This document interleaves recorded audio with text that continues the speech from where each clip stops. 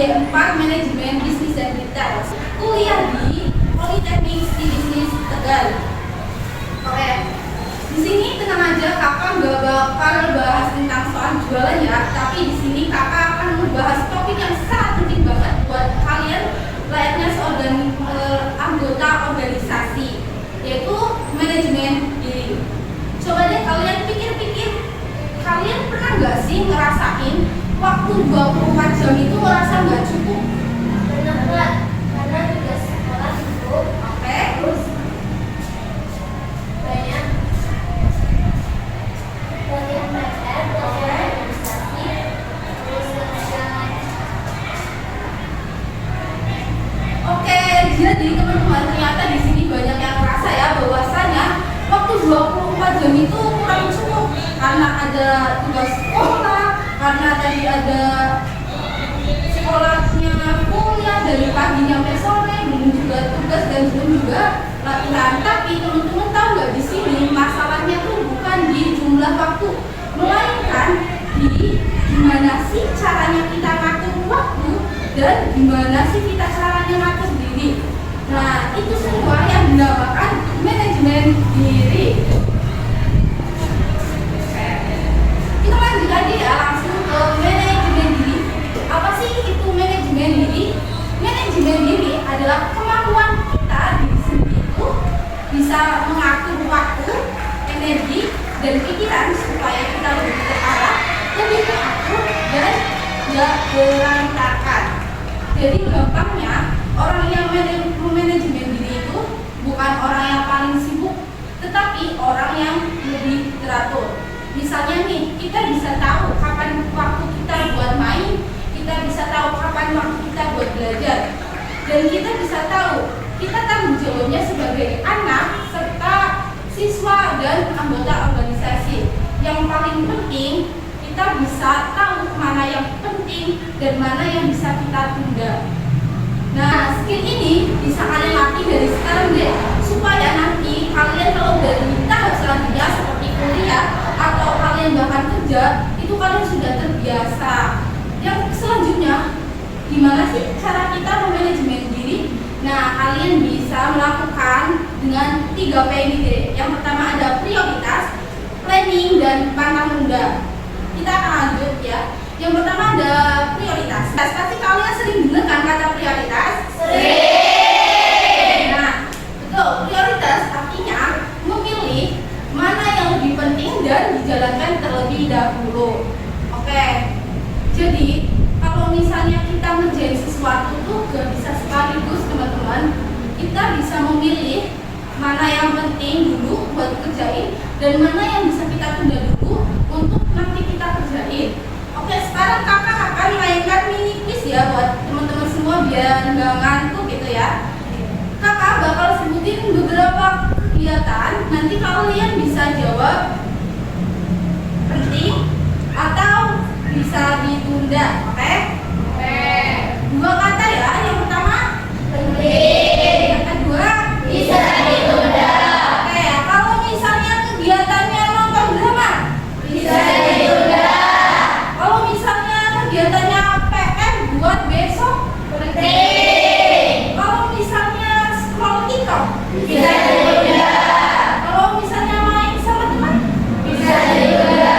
Nah, itu semua kegiatan yang sering teman-teman bahkan saya lakukan juga ya. Ternyata ada kegiatan yang penting dan bisa ditunda. Dari tadi kegiatan-kegiatan yang saya sebutkan itu bisa dilakukan, diterapkan di dalam kehidupan kita masing-masing, teman-teman juga. Jadi kalau misalnya ada PR nih buat besok, tetapi teman ngajak main, kira-kira kalian jawabnya apa? Bisa Ya. Oke, mantap. Yang kedua kita lanjut yaitu planning. Teman-teman pada tahu nggak sih arti planning? Planning itu perencanaan. Jadi setelah kita tahu nih prioritasnya mana, kita akan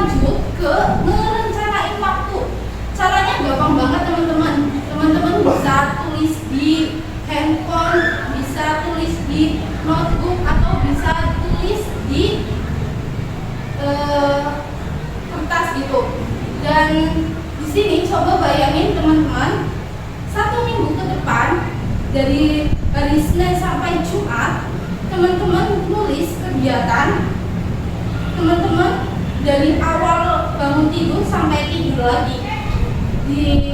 Dari mulai berangkat sekolah, dari mulai kegiatan sekolah sampai teman-teman tidur.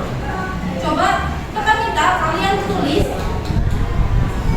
kegiatan rutinitas kalian dalam waktu 1 minggu itu. Oke, teman-teman boleh kok tulis di HP, karena salah satu cara kita mengatur waktu, merencanakan waktu juga bisa tulis di handphone masing-masing.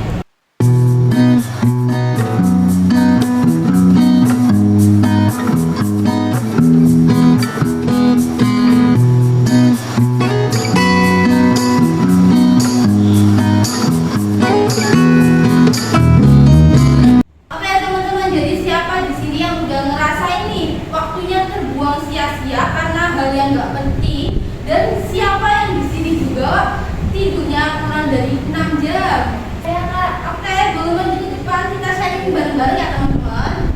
dari waktu selama 1 minggu, waktu saya terbuang sia-sia untuk bermain gadget seperti scroll Instagram, scroll TikTok, scroll YouTube, dan scroll akun sosmed lainnya yang mengganggu waktu tidur saya selama 6 jam.